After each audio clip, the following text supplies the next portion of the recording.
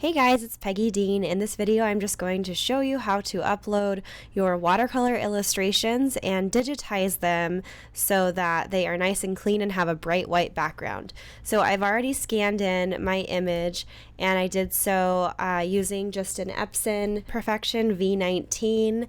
The description is below if you want to check that out. And I did it in 300 dpi, so this is what it looks like when I upload it, so you can see that there's a lot of gray area, there's some imperfections here, and I want this just to be a bright white background, and I'm going to enhance the color a bit. So I'm going to show you how to do that. I'm going to open Photoshop, and then I'm going to open the image that I just uploaded, so that's under desktop. It's right here. Open that up. And so the first thing that you want to make sure that you have is we're going to just go to Actions, and if you don't already have that over here, you can just go to Window, select Actions.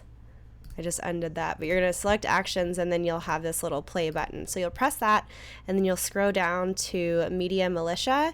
If you don't already have this, it's a Militia add-on that will allow you to remove the white in the background.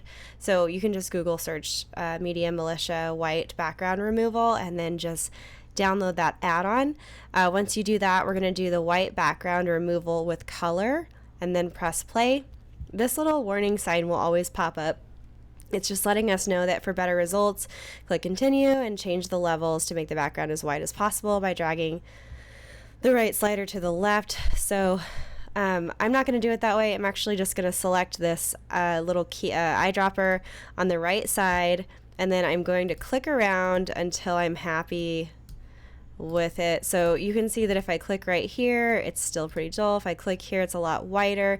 You can still see some areas that will need to be taken out, but if I go to that darkest area, it kind of blows this stuff out with my color and my black lines. So you kind of have to find a happy medium. I'm probably going to stick to about right here, and then I can clean this up later, and I'll show you how to do that. Sometimes that won't even be an issue, and you might just get rid of it all the first swoop, but we're going to do this and then say OK, and then you can see it has removed all of the white. And then you can just go in with your eraser tool, which is also the shortcut E on your keyboard. I'm going to change the size, make it a little larger, and just go in and erase that excess in here. I'm not going to go in and be too crazy careful about it because I'm just making a white background anyway.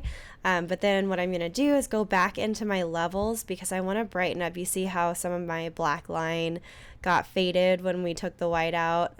Same with my color. I just want to bump that up a little bit.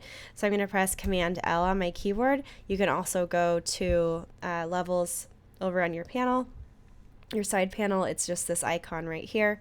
If it's not, yeah.